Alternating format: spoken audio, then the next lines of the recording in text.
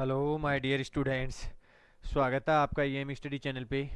मैं आपका अपना टीचर राजेंद्र चौधरी हमारे इस ऑनलाइन प्लेटफॉर्म पर आप सभी का स्वागत करता हूं और उम्मीद करता हूं कि आप सभी ठीक होंगे, अच्छी तरीके से पढ़ाई कर रहे होंगे। बहुत दिनों के बाद में मुलाकात हो रही है। खैर कोई दिक्कत नहीं है, देर से सही लेकिन मिल तो रहे हैं। आज हम ट्वेल्थ क्लास लिटरेचर में नॉन फिक्शन वाला पार्ट स्टार्ट करने जा रहे हैं। तो सभी को ध्यान से नॉन फिक्शन वाला पार्ट समझना है, क्योंकि नॉन फिक्शन वाला पार्ट थोड़ा कॉम्प्लिकेटेड होता है। इसमें वोकेबलरी अच्छी उपयोग में ली जाती है, तो इसको ध्यान से समझने की ज़रूरत होती है अपने को। और ध्यान से नहीं समझा, अपना ध्यान अगर केंद्रित नहीं किया, ढंग से चीज़ों को नहीं समझा, तो बेटा ये बहुत दुखदाई होगा अपने लिए, ये बहुत कष्ट देने वाला है। तो मैं चाहता हूं कि इन कष्टों में आप ना पड़े, इन कष्टों से आप बचे, इसीलिए आपको ये क्लासेज प्रोवाइड करवाने जा रहा हूं मैं, ठीक है। और अच्छे से करेंगे, बेहतरीन से बेहतरीन करेंगे, जितना हो सकता है उतना ट्रांसलेशन हिंदी में देखने की कोशिश करेंगे। तो सबसे पहले ऑथर का इंट्रोडक्शन देखेंगे। ऑथर क्या कहना चाह रहा है, ठीक है, राइटर क्या कहना चाह रहा है। सबसे पहले तो आपको याद होना चाहिए कि चैप्टर जो पहला स्टार्ट करेंगे नॉन फिक्शन में वो फ्रीडम होगा। पहला चैप्टर कौन सा होगा? फ्रीडम। फ्रीडम का मतलब स्वतंत्रता। जॉर्ज बर्नार्ड शो, जिनको हम जीबी शो के नाम से भी जानते हैं। किस नाम से जानते हैं? GB show. शॉर्ट में इनका नाम होता है GB Shaw. George Bernard Shaw को शॉर्ट में क्या बोलते हैं? GB Shaw. George Bernard Shaw was a dramatist and critic. एक नाटककार और आलोचक थे बेटा। क्रिटिक का मतलब क्या होता है? आलोचक। महत्वपूर्ण वोकेबलरी साथ के साथ में करते हुए चलेंगे, बिल्कुल भी रिस्क नहीं लेंगे। सारे सेंटेंसेज को अच्छी तरीके से समझेंगे, जितनी भी इंपॉर्टेंट वोकेबलरी है वो पूरी इंपॉर्टेंट वोकेबलरी साथ के साथ में करते हुए चलेंगे। हो सकता है मैं आपको मीनिंग इंग्लिश में करवा दूं, क्योंकि इंग्लिश में ही करना ज़रूरी होता है, तभी जाके चैप्टर्स याद होते हैं, तभी जाके क्वेश्चंस याद होते हैं। तो साथ के साथ में वोकेबलरी को करते हुए चलेंगे। और कहीं पे भी कोई प्रकार की समस्या होती है तो आप कमेंट बॉक्स में मेरे से पूछ सकते हो कि सर यहाँ पे मेरे को दिक्कत है, यहाँ पे मेरे को समझ में नहीं आया, तो आपको ज़रूर रिप्लाई मिलेगा। वैसे ऐसा हो ही नहीं सकता कि हम पढ़ाई और आपको समझ में ना आए, ऐसा होगा ही नहीं। एक बार में ही क्लियर कर देंगे, एक बार में ही आपके दिमाग में घुसेड़ देंगे इसको, ठीक है। बार बार पढ़ने की आपको ज़रूरत नहीं पड़ेगी। अगर एक बार ढंग से वीडियो को देख लेते हो तो मेरे को लगता है कि हमेशा हमेशा का सूपड़ा साफ हो जाएगा नॉन फिक्शन का। इतने गजब तरीके से करवाऊंगा।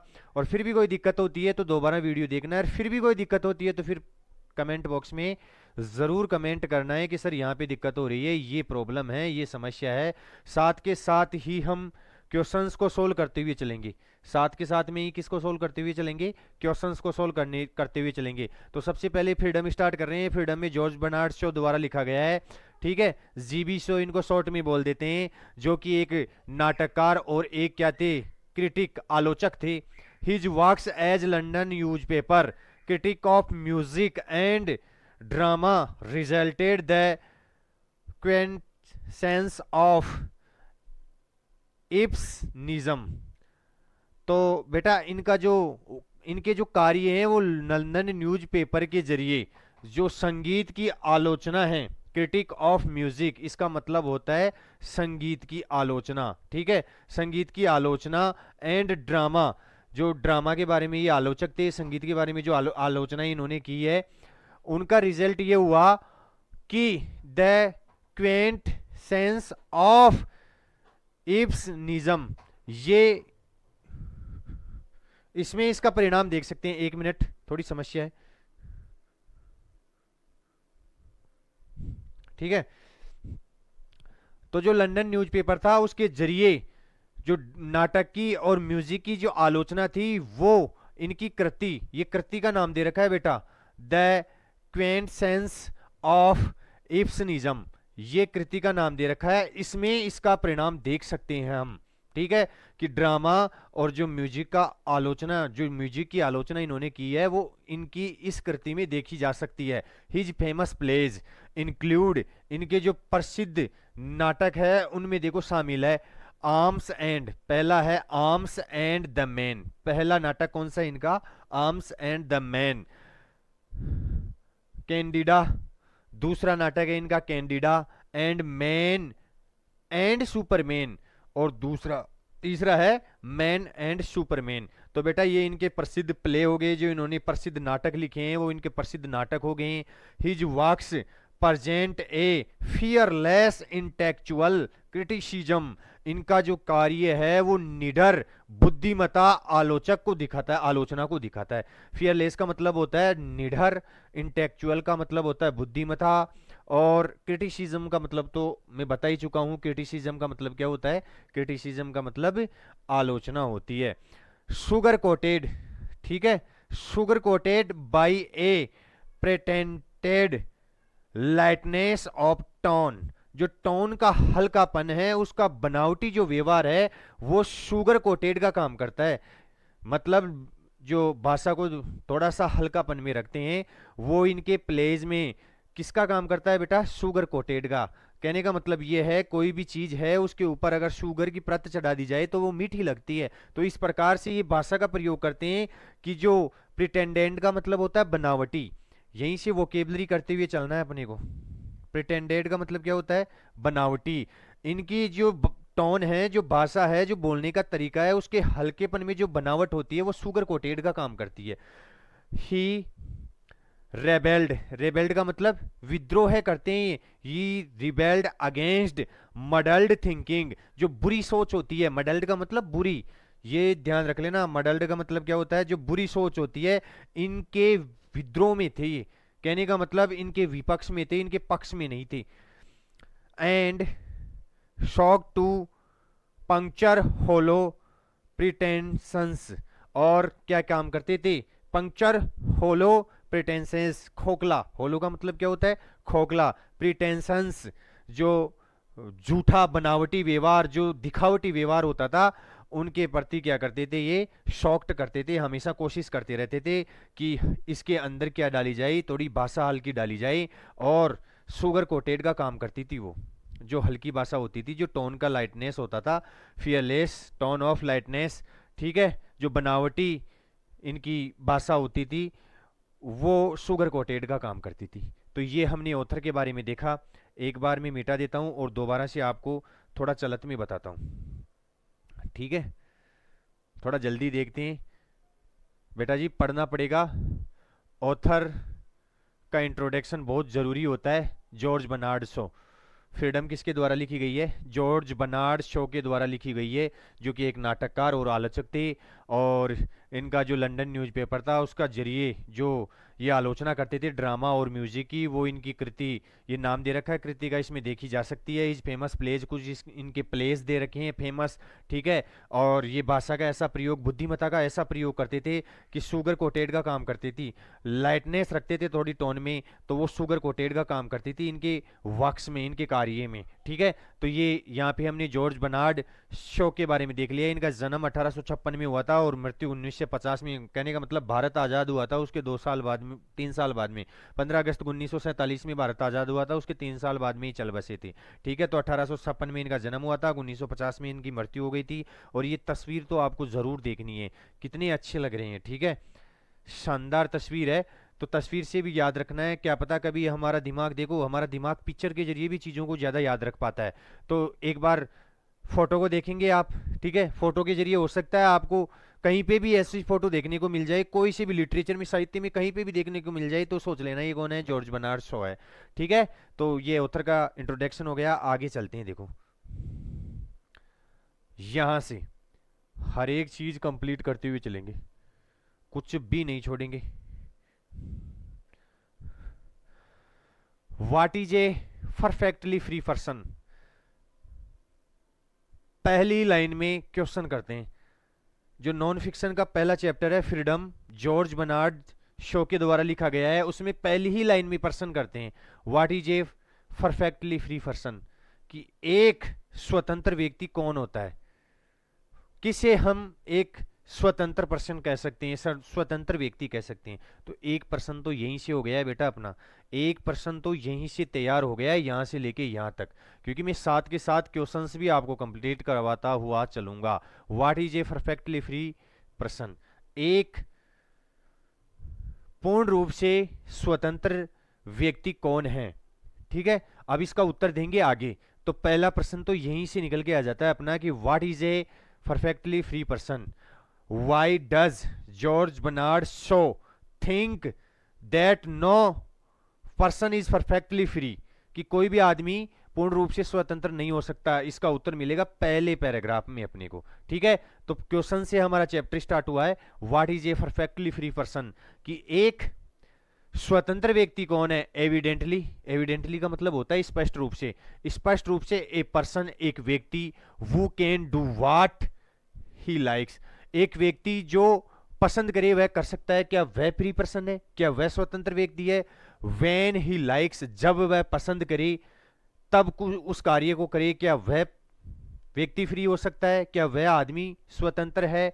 एंड वेयर ही लाइक्स, और जहां कहीं भी वह उस कार्य को करना पसंद करे, क्या वह आदमी फ्री है? तो देखो 3-4 प्रश्न तो यहीं पे हो गए अपने, कि एक स्वतंत्र व्यक्ति कौन है, फिर खुद ही कहते हैं कि स्पष्ट रूप से क्या वो व्यक्ति फ्री है जो वो चाहे वो कर ले, या जब चाहे तब कर ले, या जहां चाहे वहां कर ले, तो क्या वो आदमी फ्री है? और do nothing at all he performs it, या फिर वो व्यक्ति फ्री है जो कुछ भी नहीं करे जिसको वह पसंद करता है। कहने का मतलब अपने जीवन में कुछ भी नहीं करे, तो क्या उस व्यक्ति को स्वतंत्र कहेंगे हम?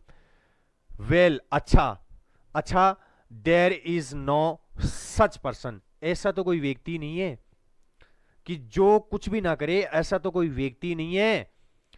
And there never can be any such a person, और ना ही कभी ऐसा कोई व्यक्ति हो सकता जो कुछ भी ना करे और अपने आप को बोले कि मैं स्वतंत्र हूं। ठीक है, तो ऐसा पर्सन हो भी नहीं सकता, और ऐसा व्यक्ति कोई है भी नहीं, और ना ही कभी हो सकता है। ठीक है, यहां तक समझ में आया? यहां तक कोई वोकेबुलरी नहीं आई है, कुछ भी नहीं आया है, केवल सिंपल सेंटेंसेस चल रहे हैं और शायद अच्छे तरीके से समझ में भी आ रहे हैं। What is a perfectly free person? एक स्वतंत्र व्यक्ति कौन है? एविडेंटली, स्पष्ट रूप से, a person who can do what he likes, एक व्यक्ति जो चाहे वो कर सकता है, जब चाहे तब कर सकता है, या जहां चाहे वहां कर सकता है। क्या वो आदमी फ्री है? या फिर वो आदमी फ्री है जो पसंद करे और कुछ भी ना करना चाहिए? कहने का मतलब जिसको वो प्रेफर करे, प्राथमिकता दे और करे कुछ भी नहीं, क्या वो व्यक्ति फ्री है? वेल, अच्छा, there is no such a person, लेकिन ऐसा तो कोई व्यक्ति नहीं है। And there never can be any such person, और ना ही कभी ऐसा पर्सन हो सकता है, ना ही कभी ऐसा व्यक्ति हो सकता है। विदर, यद्यपि, वी लाइक इट और नॉट, हम इसे चाहे पसंद करे चाहे ना ही करे, लेकिन ऐसा व्यक्ति तो हो ही नहीं सकता।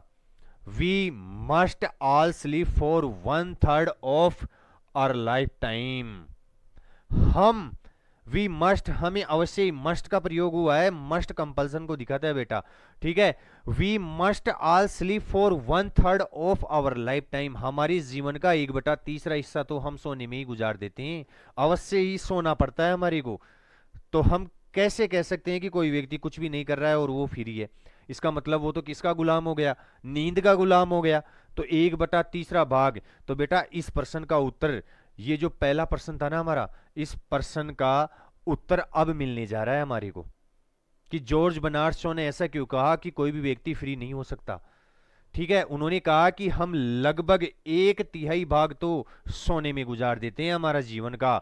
वॉश एंड ड्रेस, इसमें हम धोने का भी काम करते हैं, नहाने का भी काम करते हैं, और ड्रेस पहनने का भी काम करते हैं। एंड अनड्रेस, या फिर ड्रेस को खोलने का, पहनने का, ये काम करते हैं। We must spend a couple of hours, और लगभग 2 घंटे के समथिंग समय हम खाने में एंड ड्रिंकिंग, और पीने में बिता देते हैं। हमारे जीवन में 24 घंटों में से 2 घंटे तो हम खाने पीने में बिता देते हैं, और 1/3 जो भाग है हमारे जीवन का वो सोने में गुजार देते हैं। We must spend nearly as much as in getting about from place to place, और लगभग इतना ही समय हम एक स्थान से दूसरे स्थान तक जाने में गुजार देते हैं, एक स्थान से दूसरे स्थान तक जाने में गुजार देते हैं। तो बेटा प्रश्न का उत्तर मिलने जा रहा है, यहां से बिल्कुल परफेक्ट होके चलना है, एक एक चीज को कंप्लीट करना है। ठीक है, getting about from place to place, हम एक स्थान से दूसरे स्थान तक लगभग इतना ही समय क्या कर देते हैं, आने जाने में गुजार देते हैं, कि आज यहाँ पे जा रहे हैं, आज वहां पे जा रहे हैं, फिर वापस आ रहे हैं। तो कहने का मतलब फ्री मैन तो है ही नहीं कोई। फॉर हाफ द डे, और आधा दिन, we are slaves to necessities, हम आवश्यकताओं के गुलाम बने रहते हैं। आधा दिन तो कहने का मतलब 24 घंटों में से, दिन में 24 घंटे होते हैं, 24 घंटों में से आधा दिन तो हम किसके गुलाम बने रहते हैं, नेसेसिटीज के गुलाम बने रहते हैं। नेसेसिटीज का मतलब आवश्यकताएं, नेसेसिटीज का मतलब क्या होता है, आवश्यकताएं। चलो एक स्लाइड आपके लिए अलग से रखेंगे हम, किसकी, वोकेबलरी की। तो यहां पे वोकेबलरी करते हैं हम।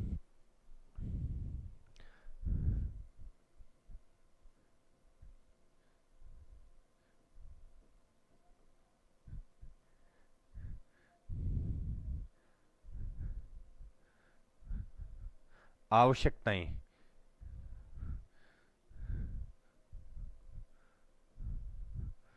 आवश्यकताएं, ठीक है, ये पहली वोकेबलरी हो गई है हमारी, नेसेसिटीज, आवश्यकताएं, नेसेसिटीज। ठीक है, तो हम आधा दिन तो आवश्यकताओं के गुलाम रहते हैं। स्लेव्स का मतलब क्या होता है, गुलाम। चलो रिस्क लेंगे ही नहीं, स्लेव्स का मतलब भी लिख लो आप। ठीक है, स्लेव्स,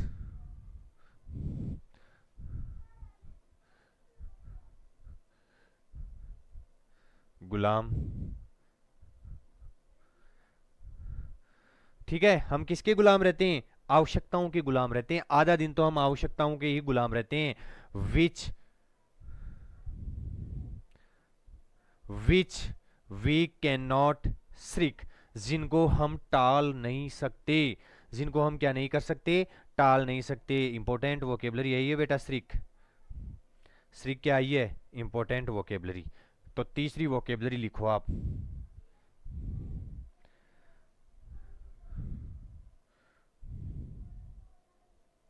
अलग कलर से लिख रहा हूं बेटा,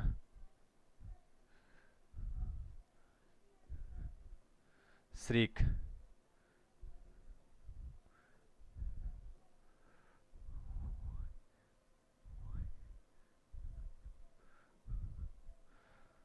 to do, to avoid, to do, करने से टालना,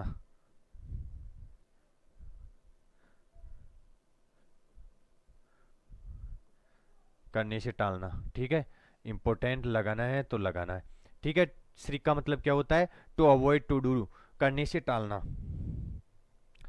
तो विच वी कैन नॉट श्रिक, जिसको हम करने से नहीं टाल सकते, कहने का मतलब करना जरूरी है, उनको तो टाल ही नहीं सकते। क्या सोए बिना रह सकते हो, क्या खाए बिना रह सकते हो, क्या पिए बिना बिना रह सकते हो। तो ये ऐसी आवश्यकताएं हैं जिनको कैन नॉट श्रिक, जिनको हम टाल नहीं सकते। ठीक है, श्रिक का मतलब समझ गए, इंपॉर्टेंट है बेटा, पूरा सेंटेंस इस पे टिका हुआ है, पूरा सेंटेंस किस पे टिका हुआ है, इस पे, जिनको हम टाल नहीं सकते। तो ये चीज ध्यान रख लेना, इस क्वेश्चन का उत्तर चल रहा है यहाँ पे, और क्वेश्चन एज इट इज आएगा ये, और एज इट इज आपको ये चीजें लिख के आनी पड़ेगी, और कोई विकल्प नहीं है आपके पास। तो कहां से बाहर जाएगा क्वेश्चंस, अगर इस तरीके से कंप्लीट करेंगे तो कहां से क्वेश्चंस बाहर जाएंगे। ठीक है, जिनको हम टाल नहीं सकते, विदर, यद्यपि, वी आर मोनाक्स, वी आर मोनाक्स। मोनाक का मतलब होता है बेटा राजशाही या राजा। मोनाक का मतलब क्या होता है, मोनाक,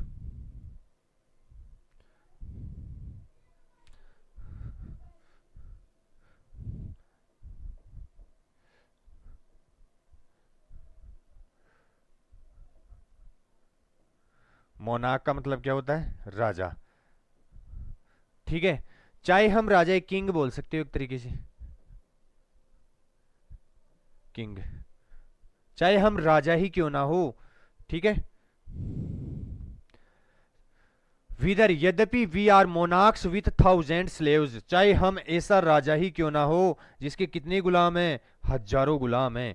थाउजेंड स्लेव्स, और स्लेव्स का मतलब मैं बता चुका हूं, चाहे हम राजा ही हैं जिसके हजारों गुलाम हैं, और हम्बल हम्बल लेबरर्स, चाहे हम परिश्रमी हो, ठीक है, हम्बल का मतलब सौम्य, ठीक है, विनम्र, चाहे हम विनम्र कोई कर्मचारी क्यों ना हो, कोई लेबरर्स क्यों ना हो, कोई काम करने वाला मजदूरी क्यों ना हो, विथ नो सर्वेंट्स, जिसके कोई भी नौकर नहीं है, बट देयर वीवीज, चाहे हम उनकी पत्नियां हो, कुछ भी हो, लेकिन ये काम तो हमारे को करना ही पड़ेगा, ठीक है, एंड द वीवीज, और उनकी जो पत्नियां हैं, must undertake the additional heavy slavery, उनको तो एक एडिशनल का मतलब एक अतिरिक्त जिम्मेदारी वहन करनी पड़ती है, अंडरटेक का मतलब वहन करना, लेना, ठीक है, उनको तो एक अतिरिक्त जिम्मेदारी, एडिशनल हेवी स्लेवरी, एक भारी भरकम गुलामी सहन करनी पड़ती है, ऑफ चाइल्ड बियरिंग, बच्चे पैदा करने की जिम्मेदारी है उनकी, तो वो भी बच्चा पैदा करने के लिए गुलाम बन गई।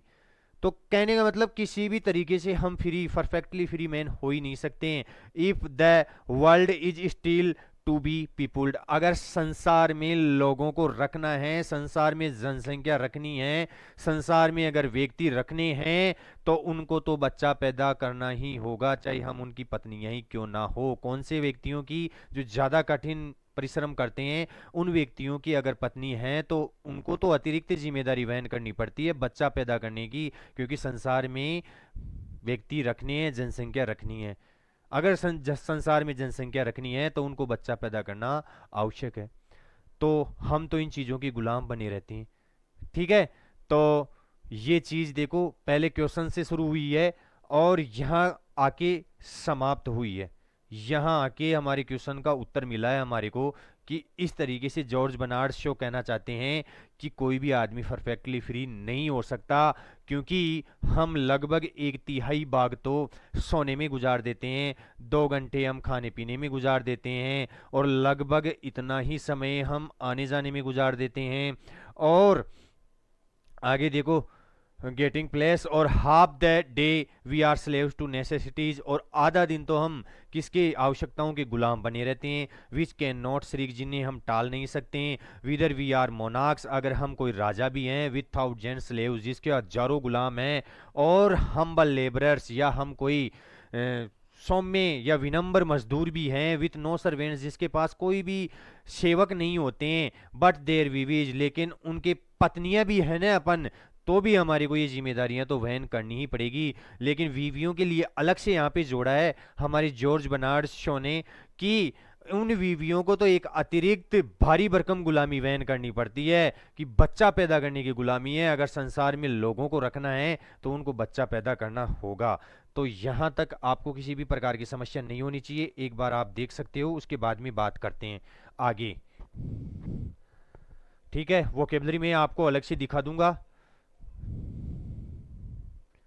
वोकेबलरी की स्लाइड हम अलग से रख रहे हैं, वोकेबलरी में कोई भी कंजूसाई नहीं होगी। तो यहां तक शायद मेरे को लगता है कि आप सभी को चीजें क्लियर हो गई होगी, आप सभी स्टूडेंट्स बहुत अच्छे हैं, और मैं उम्मीद यही करता हूं कि आप जैसे मैं बताता हूं वैसे वैसे पढ़ाई करते हो। अगर मैं बता रहा हूं वैसे वैसे पढ़ाई करते हो तो बेटा किसी प्रकार की कोई समस्या उत्पन्न नहीं होने वाली है। इतने गजब तरीके से एक्सप्लेन करेंगे, सारे क्वेश्चंस हम क्लास में ही कंप्लीट कर लेंगे, जितने भी क्वेश्चंस बन सकते हैं। तो बेटा परफेक्टली फ्री मैन के बारे में जॉर्ज बर्नार्ड शो का जो विचार था वो विचार हमने पढ़ लिया है, कि वास्तव में हम भी देख चुके हैं कि वास्तव में परफेक्टली फ्री मैन हो ही नहीं सकता, ठीक है। तो उन्होंने तर्क भी दिए हैं कि कितना समय हम कौन सी चीज़ों में गुजारते हैं। तो पहला स्टेंजा आपको, स्टेंजा क्या, पहला पैराग्राफ आपको समझ में आ गया है। चलते हैं इससे आगे और ये आगे वाला पैराग्राफ देखते हैं, यहाँ से देखते हैं बेटा, ठीक है, थोड़ा नीचे कर लेते हैं, हाँ अब ठीक है। These natural jobs can not be shirked, ये जो प्राकृतिक कर्तव्य हैं इनसे बचा नहीं जा सकता। इस शब्द को मैंने आपको अलग कलर से लिखकर बताया है, इसका मतलब बहुत इंपॉर्टेंट है, दूसरी बार आ गया है। These natural jobs can not be shirked, इन प्राकृतिक कर्तव्यों से हम नहीं बच सकते, but they involve other jobs, लेकिन वो अन्य कर्तव्यों को शामिल कर लेते हैं विच कैन, जिससे हम बच सकते हैं। इनके अलावा और कोई कर्तव्य हैं जो हम हमारे जीवन में शामिल कर रहे हैं, उनसे तो बचा जा सकता है, लेकिन इनसे नहीं बचा जा सकता। एज वी मस्ट ईट, जैसे कि हमें खाना पड़ेगा, हम क्योंकि जीवित रहना है तो खाना तो पड़ेगा ही। We must first provide food, तो हमें सबसे पहले किसकी आवश्यकता होती है? हमें भोजन की आवश्यकता होती है। अगर हमें खाना खाना है, और खाना ही है बेटा, खाएंगे नहीं तो जिएंगे कैसे? तो हमें सबसे पहले भोजन की आवश्यकता पड़ती है। एज वी मस्ट स्लीप, और जैसे कि हम सोते हैं, वी मस्ट हैव बेड्स, तो हमारे पास में क्या होने चाहिए? बेड्स होने चाहिए। And bedding in houses with fireplaces and coals, और बेड भी एक ऐसे घर में होना चाहिए जिसमें फायर प्लेसेज हो और कोयले जलते रहें, जिससे घर गर्म रहें। ठीक है, घर गर्म रहेगा तो अच्छे से नींद आएगी। तो ऐसी चीजों से तो बचा जा सकता है, लेकिन ठीक है, हमें खाना है तो भोजन चाहिए ही चाहिए, सोना है तो हमें बेड चाहिए, घर चाहिए जिसमें फायर प्लेसेज हो। As we must walk through the streets, अगर हम कोई गलियों से होकर गुजर रहे हैं, कोई सड़कों से होकर गुजर रहे हैं, we must have clothes to cover our nakedness, तो हमें हमारी नग्नता, नेकडनेस का मतलब क्या होता है? नग्नता, हमारे को हमारी नग्नता के लिए कपड़ों की जरूरत पड़ती है। लोग हमारी नग्नता को ना देख ले, इसीलिए हमें कपड़ों की जरूरत पड़ती है। अगर हम कोई गली से जा रहे हैं तो हमारी नग्नता को ढकने के लिए कपड़ों की जरूरत पड़ती है। Now food and houses and clothes can be, अब बता रहा है, देखो अब राइटर बता रहा है कि ये जो फूड, ये भोजन है, हम जो भोजन खाते हैं वो, और ये घर और ये जो कपड़े हैं, ये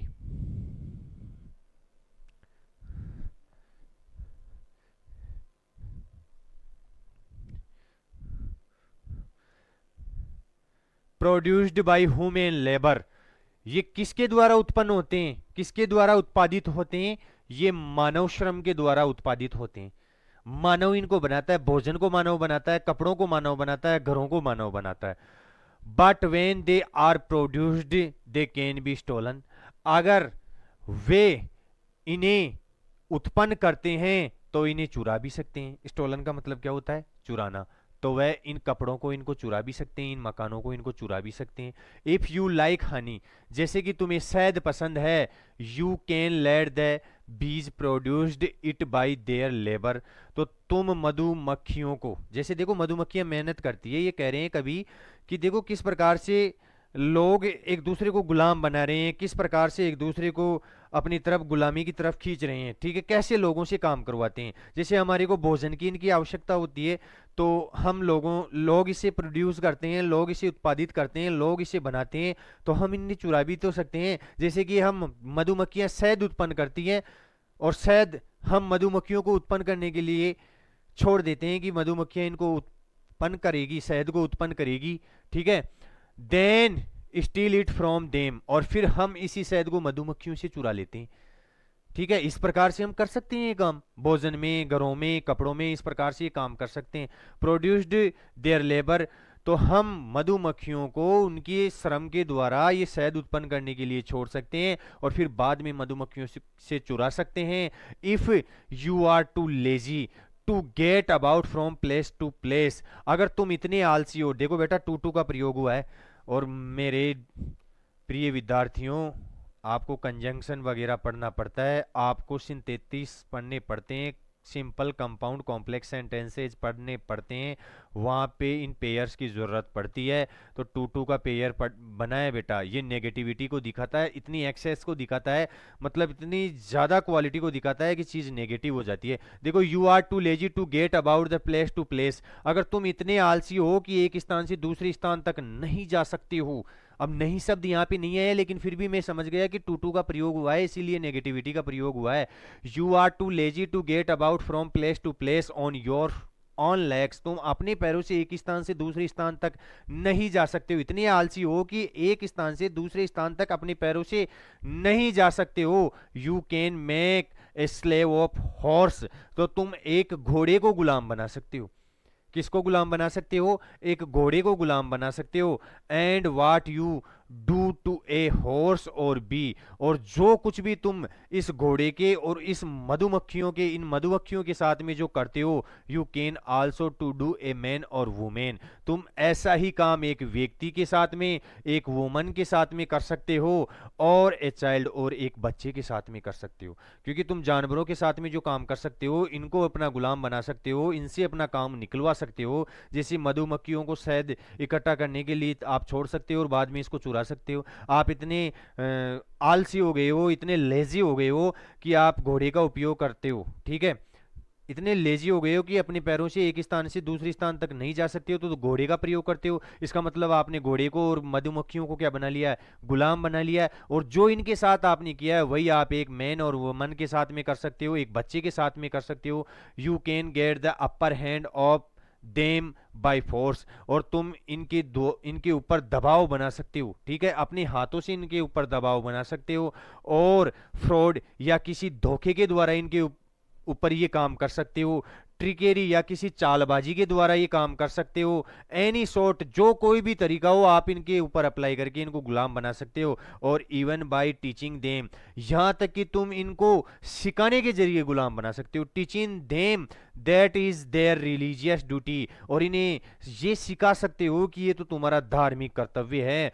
टू सेक्रीफाइस, ये चीज त्यागना तुम्हारा क्या है? ये चीज करना तुम्हारा धार्मिक कर्तव्य है। देयर फ्रीडम टू योर्स, ठीक है, देयर फ्रीडम टू योर्स, और उनकी स्वतंत्रता को अपनी बना सकते हो। कहने का मतलब अपने गुलाम बना सकते हो आप। इस तरीके से आप एक मानव के साथ में भी कर सकते हो। तो कैसे कोई व्यक्ति परफेक्टली फ्री हो सकता है? कैसे हो सकता है परफेक्टली फ्री?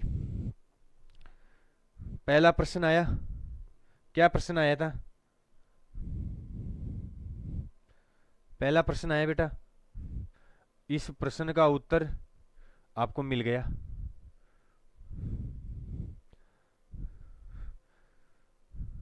ठीक है, यहां पे देखो, ये पहला प्रश्न आया था, what is a perfectly free person. इसका उत्तर हमारे को इस पैराग्राफ में मिला था। अब आगे देखो हमारे को क्या मिला, कि किस प्रकार से किसी व्यक्ति को, किसी महिला को, बच्चों को गुलाम बना सकते हैं हम। What is the way of making a slave, what is the way of make a slave, ठीक है, क्या तरीका है एक गुलाम बनाने का? एक मैन को, एक वुमन को और एक चाइल्ड को। तो वो तरीका यहाँ पे देखो, जिस प्रकार से हम मधुमक्खियों को शहद उत्पन्न करने के लिए छोड़ सकते हैं, उनको चुरा भी सकते हैं, और हम इतने आलसी हो गए हैं कि एक स्थान से दूसरे स्थान तक अपने पैरों से नहीं चल सकते हैं, तो हम घोड़े को गुलाम बना सकते हैं। और जिस प्रकार से इस मधुमक्खी को और इस घोड़े को गुलाम बनाया गया है, उसी प्रकार से हम एक मैन और वुमेन को क्या बना सकते हैं? गुलाम बना सकते हैं। और इनको किसी भी शाम भेद दंड, किसी भी तरीके से गुलाम बना सकते हैं, चाहे वो फ्रॉड हो, चाहे वो चालबाजी हो, कोई सा भी तरीका हो, या फिर उनको हम सिखाने लग जाते हैं कि ये तो तुम्हारा धार्मिक कर्तव्य है और तुम सेक्रीफाइस कर दो अपनी फ्रीडम को हमारे लिए, ठीक है, अपनी स्वतंत्रता को किसके लिए सेक्रीफाइस कर दो, हमारे लिए कर दो। तो इस तरीके से हम लोगों को, औरतों को, बच्चों को गुलाम बना सकते हैं। तो परफेक्टली फ्री मैन तो है ही नहीं। इस पैराग्राफ में किसी को दिक्कत है? किसी को भी दिक्कत नहीं होनी चाहिए। अगर कोई भी प्रकार की दिक्कत है तो तरीका मैंने पहले बता दिया है, हर एक चीज को कंप्लीट करते हुए चलना है, ठीक है, ये टू वाला पेयर ध्यान रखना है। और यहां तक कि किसी को भी कोई वोकेबलरी में दिक्कत है, पार्ट्स ऑफ स्पीच समझना है या कोई सेंटेंस समझना है, तो कमेंट बॉक्स खुला है आपके लिए। कमेंट बॉक्स में आप कुछ भी लिख सकते हो, प्रश्न पूछ सकते हो। सो बी अवेयर, तो सावधान रहो, सावधान हो जाओ। अब कभी कह रहा है कि सावधान हो जाओ।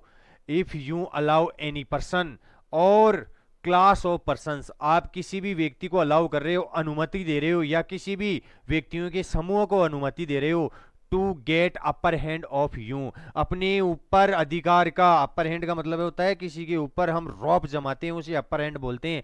तो अगर आपके ऊपर रौब जमाने का, आपके ऊपर कोई भी चीज ढोने का अगर किसी को अधिकार दे रहे हो, he will shift all that part of his slavery to nature, तो वह अपनी गुलामी का जो हिस्सा है वो किस पे डो देगा?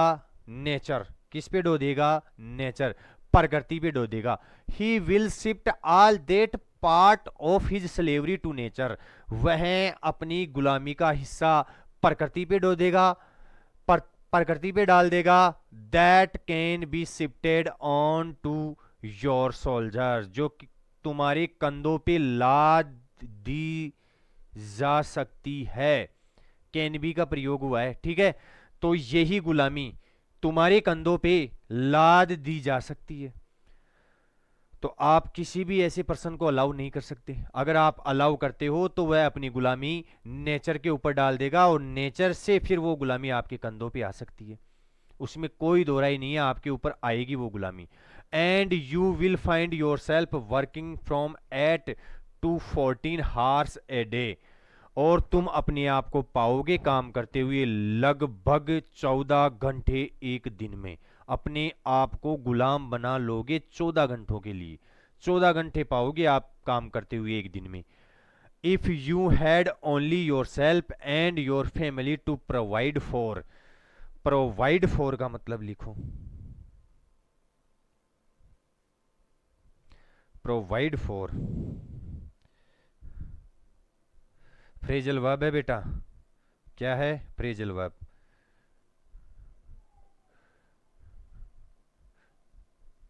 प्रोवाइड फॉर का मतलब होता है भरण पोषण,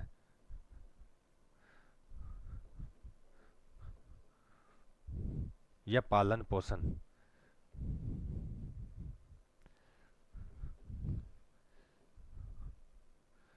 ठीक है।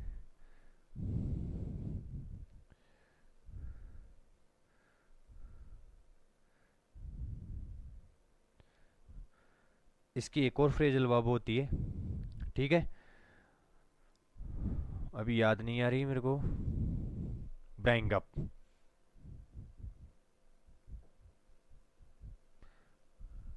पालन पोषण करना, ठीक है। तो provide for equal to bring up लिख सकते हो आप, पालन पोषण करना, ठीक है। तो चलते हैं हमारे टॉपिक पे। अगर if you had only yourself and your family to provide for, अगर आप खुद के लिए और अपने परिवार के लिए भरण पोषण का काम करते हो, you could do quite comfortably in half the time और लेस, तो तुम लगभग इससे आधे समय में या इससे आधे से भी कम समय में ये काम कर लोगी, और बाकी का काम तो तुम उन लोगों के लिए करोगे जिनको तुमने अलाउ किया है और उन्होंने अपनी गुलामी नेचर के ऊपर डाली है, और नेचर से वो गुलामी किसके ऊपर आई है? आपके ऊपर आई है। आप 14 घंटे काम करोगे। अगर आप खुद के लिए और अपने परिवार के लिए करते हो तो या तो 7 घंटों में या 7 घंटों से भी कम समय में ये काम कर सकते हो, ठीक है। The object of all honest governments, object का मतलब उद्देश्य, जो उद्देश्य हैं सारे ईमानदार सरकारों के, should be prevented your being imposed on this way, but the object of most actual governments, I regret to say, सारी ईमानदार सरकारों का उद्देश्य ये होना चाहिए कि इस तरीके से जो आपके ऊपर ये गुलामी ला दी जा रही है इसको बंद कर दे, प्रिवेंट कर दे, इसको दूर कर दे, दूर कर देना चाहिए, ये उद्देश्य होना चाहिए ईमानदार सरकारों का।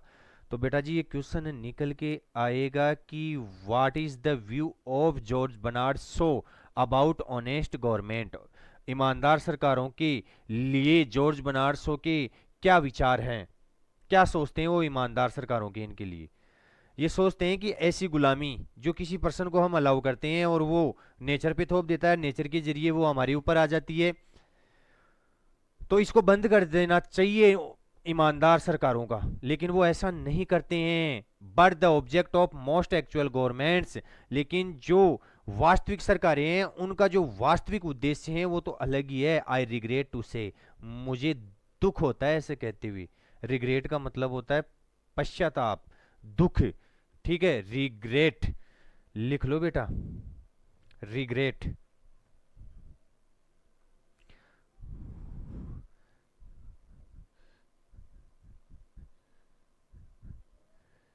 रिग्रेट, दुख। तो मुझे तो दुख होता है ऐसा कहते हुए कि इनका वास्तविक ऑब्जेक्ट तो कुछ और ही है। होना क्या चाहिए था कि इस तरीके से जो चीजें आपके ऊपर ला दी जा रही है उन चीजों को बिल्कुल ही प्रिवेंट कर देना चाहिए, बिल्कुल ही बंद कर देना चाहिए। शुड बी का प्रयोग हुआ है कि बंद कर देना चाहिए, लेकिन हुआ नहीं ये काम, ठीक है। लेकिन इनका जो एक्चुअल वास्तविक जो उद्देश्य है उसका उसके बारे में मुझे कहते हुए दुख हो रहा है। इज एग्जैक्टली अपोजिट, वो तो एकदम से विपरीत है। अपोजिट का मतलब विपरीत, वो तो इसके विपरीत ही है। दे एनफोर्स योर स्लेवरी, वो तुम्हारे ऊपर गुलामी लादते हैं, लागू करते हैं गुलामी को तुम्हारे ऊपर। एंड कॉल इट फ्रीडम, और इसे क्या कहते हैं? स्वतंत्रता कहते हैं। इसे क्या कहते हैं? स्वतंत्रता कहते हैं। But they also regulate your slavery, लेकिन वह यही नहीं करते हैं, वह तुम्हारी गुलामी को क्या करते हैं? रेगुलेट भी करते हैं, आगे बढ़ाने का काम करते हैं, चलाने का काम करते हैं।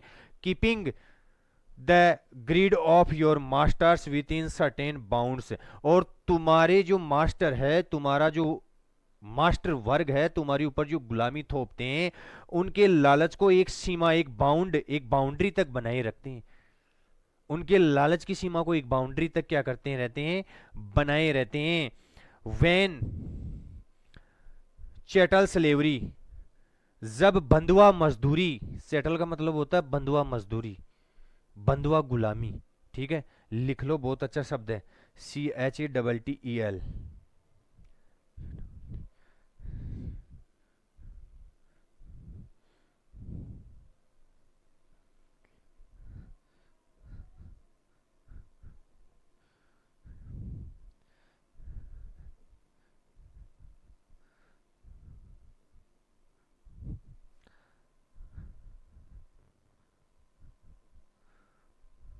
बंधुआ मजदूरी, चैटल का मतलब क्या होता है?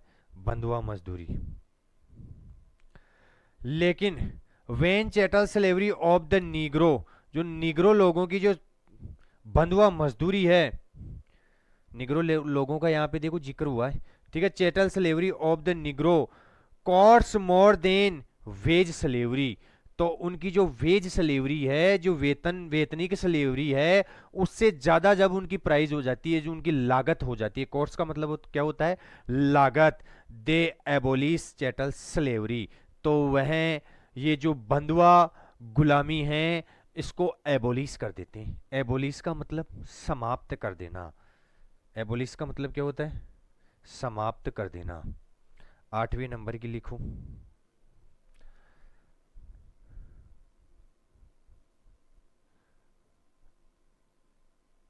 एबोलिश का मतलब समाप्त कर देना।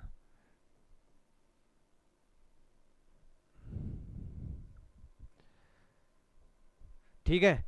जब बंधुआ मजदूरी की कीमत वेज मजदूरी से ज्यादा हो जाती है तो वह बंधुआ मजदूरी को समाप्त कर देते हैं। And make you free to choose between one employment or one master, तो वह तुम्हें ये चुनने के लिए छोड़ देते हैं कि दो में से एक को चूज कर लो आप, या तो एम्प्लॉयमेंट, या तो आप रोजगार को चूज कर लो, या एक मास्टर को, एक मालिक को चूज कर लो, या एक मास्टर को चूज कर लो, ठीक है। इसके लिए छोड़ देते हैं। इसको मिटा रहा हूं और आगे देखेंगे अभी।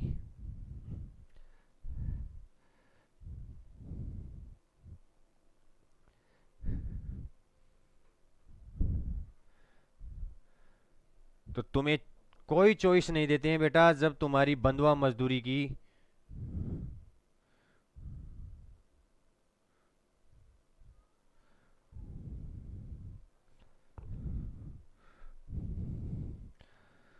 क्या हो रहा है, 1 मिनट, मिटा देते हैं।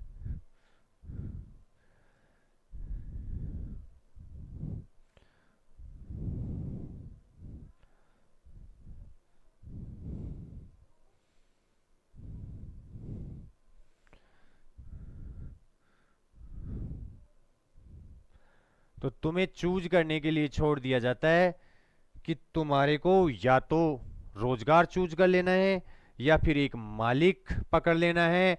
And another this they call a glorious Trump for freedom, और फिर दोबारा से वह इसको एक वैभवशाली विजय बताते हैं स्वतंत्रता पे, कि स्वतंत्रता पे हमने क्या पाली है, वैभवशाली विजय पाली है। दो यद्यपि for you it is merely the key of the street, और वह केवल एक चाबी होती है आपको रोड पे लाने की, गली में लाने की। ठीक है, आपको इतना बर्बाद कर देते हैं, रोड पे ले आते हैं, गलियों में ले आते हैं इस चाबी के जरिए, इस कुंजी के जरिए। ठीक है, वेन यू कंप्लेन, जब तुम इसकी शिकायत करते हो, दे प्रोमिस, तो वो सरकारें आपसे वादा करती है, that in future you shall govern your country for your self, तो आने वाले भविष्य में तुम अपने आप से अपनी सरकार चलाओगे, खुद अपनी सरकार को चलाओगे, खुद अपनी सरकार बनाओगे। They redeem this promise by giving you a vote, redeem का मतलब होता है लागू करना, देना। वह तुम्हें दे देते हैं एक वादा करते हैं आपसे कि हम तुम्हें क्या दे रहे हैं, वोट का अधिकार दे रहे हैं, इससे तुम अपनी सरकार को चुनो और तुम अपनी फ्रीडम को पा सकते हो। ठीक है, and having a general election every 5 years, सो और फिर हमेशा क्या करते हैं, जनरल इलेक्शन करवाते हैं प्रत्येक 5 साल में। तो ये इलेक्शन के नाम पे धोखा देते हैं। जॉर्ज बर्नार्ड शो यहाँ पे बताने की कोशिश कर रहे हैं कि इलेक्शन के नाम पे धोखा देते हैं और हमारे को गुलाम बनाते हैं, रेगुलेट करते हैं हमारी गुलामी को। ठीक है, और पूरा पैराग्राफ देख लेना बेटा किस तरीके से रेगुलेट करते हैं। तो क्या पता ये हमारे से प्रश्न पूछ ले कि what is the view of George Bernard Shaw regarding to right to vote, vote के अधिकार में जॉर्ज बर्नार्ड शो के क्या विचार है। तो यही विचार लिखने पड़ेंगे अपने को। इस तरीके से हमारे को गुलाम बनाते हैं और फिर हमारे को अंत में आके क्या दे देते हैं, हमारे को प्रॉमिस कर देते हैं कि आप खुद अपनी सरकार को चलाओगे, और आपको क्या दे रहे हैं, हम वोट का अधिकार दे रहे हैं, जो कि प्रत्येक 5 साल में जनरल इलेक्शन करवा के हमारे को वोट का अधिकार दे भी देते हैं, लेकिन फिर भी हमारे को गुलाम बनाए रहते हैं। ठीक है, वोट के नाम पे गुलाम बना लेते हैं। तो यही विचार थे जॉर्ज बर्नार्ड शो के। ये क्वेश्चंस अभी लिख भी लेंगे अपन। ठीक है, एट द इलेक्शन, और इलेक्शन में क्या होता है, two of their rich friends ask for का मतलब टू डिमांड, आस्क फॉर का मतलब क्या होता है बेटा, टू डिमांड। आस्क फॉर क्या है, एक फ्रेजल वर्ब है। No, ask for, to demand, to demand इसका मतलब मांग करना,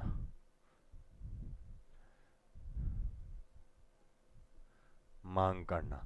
और तुम्हारे दो दोस्त क्या होते हैं, इन इलेक्शनों में खड़े हो जाते हैं और दोनों आपसे मांग करते हैं, तुम्हारे वोट की मांग करते हैं कि भाई मुझे दो मुझे दो, दोनों दोस्त मांग करते हैं, इस वोट की आपसे मांग करते हैं। And you are free to choose which of them you will vote for to spite the other, कि तुम इसके लिए क्या होते हो, बिल्कुल फ्री होते हो।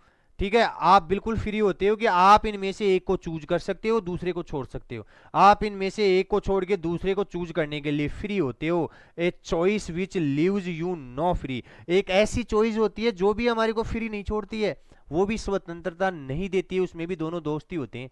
अब किसको छोड़ें किसको दें, तो ये भी क्या हो जाती है, गुलामी ही हो जाती है।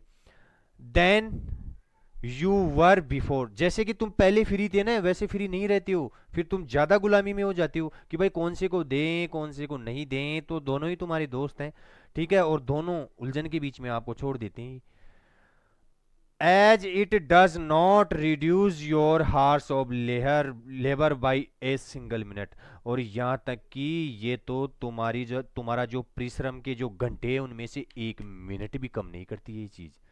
हम चूज भी कर लेते हैं, वोट भी दे देते हैं, लेकिन क्या हमारे काम करने के घंटों में 1 मिनट की भी क्या होती है, कटौती होती है, कम होती है 1 मिनट भी, ज्यादा और हो जाती है बेटा, गुलाम बनाने का काम कर लेते हैं। But the news papers assure you, लेकिन जो समाचार पत्र है वो तुम्हें आश्वासित करते हैं, that your vote has decide the election, कि तुम्हारा वोट ही क्या करेगा, इलेक्शन को डिसाइड करेगा कि कौन जीतेगा कौन हारेगा। And that this constitute U A free citizenship in democratic country, और फिर ये तुम्हें एक स्वतंत्र नागरिकता प्रदान करते हैं एक लोकतांत्रिक देश में। कौन से देश में? लोकतांत्रिक देश में एक फ्री सिटीजनशिप मतलब नागरिकता प्रदान करते हैं। द अमेजिंग थिंग अबाउट, इसके बारे में आश्चर्यजनक बात तो ये है, इट इज दैट यू, ये तुम ही हो, are fool enough to believe them, और कि तुम उनमें विश्वास करके और ज्यादा मूर्ख बन जाते हो। सिटीजन नागरिकता के लोकतांत्रिक देश में नागरिकता के इनके नाम पे ज्यादा मूर्ख बनाती है तुम्हारे को, और तुम ऐसे फूल बन जाते हो, मूर्ख बन जाते हो कि भाई हम तो फ्री हैं, हम ये हैं। और देखो मेरे कोई इंटेंशन नहीं है इसमें, ये जॉर्ज बर्नार्ड शो के द्वारा लिखा हुआ चैप्टर है, उसमें वो जो बता रहे हैं वही चीज़ें मैं आपके सामने प्रस्तुत कर रहा हूँ। मैं मेरी तरफ से कुछ भी नहीं जोड़ रहा हूँ, ना ही मेरी तरफ से मेरे कोई विचार प्रस्तुत कर रहा हूँ, तो कोई दिल पे ना लें। जॉर्ज बर्नार्ड शो के द्वारा हमारे को यही चीज़ें पढ़नी पड़ेगी। तो देखो बेटा, वोट के बारे में जॉर्ज बर्नार्ड शो ने क्या कहा, क्या व्यू थे, ठीक है। ये क्वेश्चन तो मैंने बता दिया है कि what is the view of George Bernard Shaw, कि जॉर्ज बर्नार्ड शो का क्या विचार है, क्या व्यू है regarding to right to vote, किसके संबंध में? वोट के अधिकार के संबंध में। तो हम तो वोट के अधिकार को लेकर भी क्या बन रहे हैं? मूर्ख बन रहे हैं। ये चीज़ें आपको लिखनी पड़ेगी, ठीक है। ये चीज़ें क्या लिखनी पड़ेगी आपको? जो क्वेश्चन आएगा उसमें लिखनी पड़ेगी। तो बेटा जी यहाँ पे हमारे चैप्टर को यहीं पे रोकते हैं। जितने भी क्वेश्चंस हैं वो क्वेश्चंस मैं आपको बता देता हूँ। इससे पहले मैं आपको वोकेबलरी कंप्लीट करवा देता हूँ। किताब साथ में लेके बैठना है और किताब से ही पढ़ना है। एक एक लाइन को हिंदी अर्थ करते हुए चलना है, एक एक लाइन को समझते हुए चलना है। पहली मीनिंग आई है बेटा, नेसेसिटीज। नेसेसिटीज, ये टी है बेटा। नेसेसिटीज का मतलब क्या होता है? आवश्यकताएं। स्लेव्स का मतलब क्या होता है? गुलाम। और श्रिक इंपॉर्टेंट वोकेबलरी थी, इसका मतलब होता है टू अवॉइड टू डू, काम करने से टालना, ठीक है। किसी भी चीज को टालना होता है, ठीक है। मोनार्क्स का मतलब मैंने बता दिया, राजा, किंग, ठीक है। प्रोवाइड फॉर, ये एक फ्रेजल वर्ब है जिसको ब्राइंग अप के इक्वल रख सकते हैं अपन। भरण पोषण करना, पालन पोषण करना, ये ब्राइंग अप का मतलब हो गया। और रिग्रेट का मतलब दुख हो गया। चैटल का मतलब बंधुआ मजदूरी हो गई है। एबोलिश का मतलब समाप्त कर देना, टू वाइप आउट, ठीक है। लिख सकते हो आप to wipe out, abolish English में लिख सकते हो टू टू वाइप आउट, ठीक है। मिटा देना, किसी चीज़ को समाप्त कर देना। और आस्क फॉर एक फ्रेजल वर्ब है, टू डिमांड, मांग करना। इसका मतलब क्या होता है? मांग करना। ये तो फ्रेजल वर्ब हो गई है। और अब क्वेश्चंस में आपको लिखवाने जा रहा हूँ, ठीक है, क्या क्या क्वेश्चंस बनेंगे इसमें। पहला प्रश्न देखो, पहला प्रश्न क्या बन सकता है? Why Dutch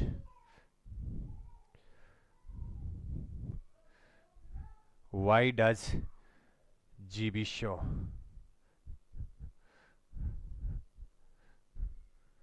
GB Shaw think that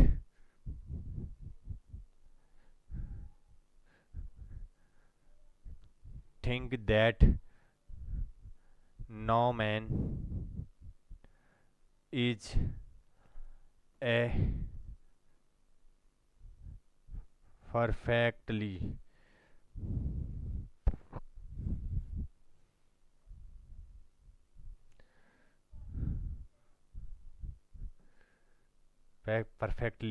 free man,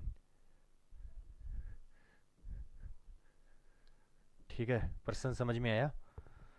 Y does GB Shaw think that no man is a perfectly free man? GB Shaw ऐसा क्यों सोचते हैं कि कोई भी व्यक्ति फ्री नहीं है? पहला का पहला पूरा पैराग्राफ लिख देना है बेटा, ठीक है।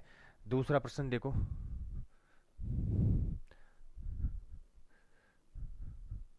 What is the view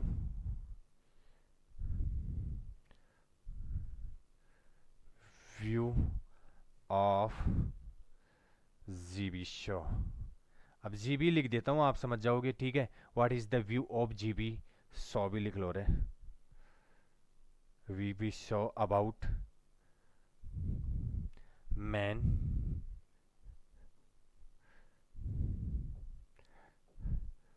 about man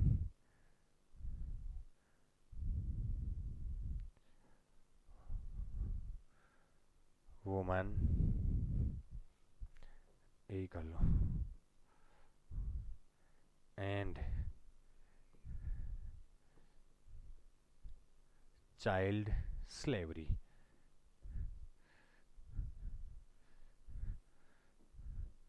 क्या सोचते हैं वो बच्चों की इनकी गुलामी के बारे में? ठीक है, किस तरीके से बना सकते हैं? एक ये लिख लो, what is the view of, as it is लिखना है यहाँ तक, GB Shaw about honest government, honest government. ठीक है, गवर्नमेंट के बारे में उसकी क्या विचार है, वो भी ईमानदार गवर्नमेंट के बारे में। ठीक है, और चौथा प्रश्न लिखो,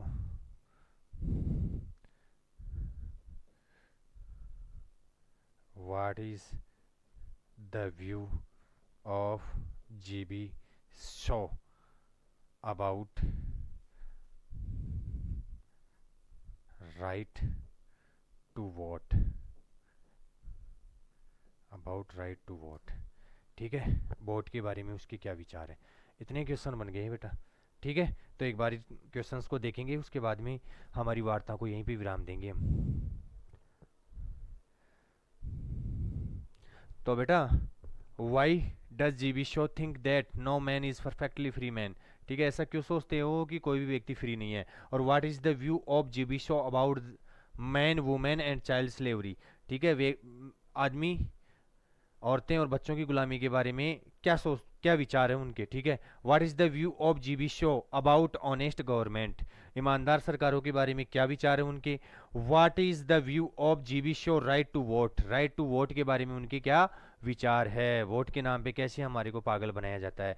तो आज की वार्ता को यहीं पे विराम देते हैं, इससे आगे आगे वाली वीडियो में वार्ता करेंगे। शायद मेरे को लग रहा है कि 3-4 क्लास में हमारा टॉपिक ख़त्म होगा, लेकिन जिस तरीके से हम कर रहे हैं उस तरीके से परफेक्टली ख़त्म होगा बेटा। ठीक है, बिल्कुल पूर्ण ख़त्म होगा, कोई भी किसी भी प्रकार की कमी नहीं रहेगी, मेरी तरफ से तो बिल्कुल भी नहीं रहेगी। आपको मेहनत करनी है, आपको अच्छी तरीके से नंबर लाने हैं पेपर में। ठीक है, और हमारा साथ निभाना है। That's all for today, thank you.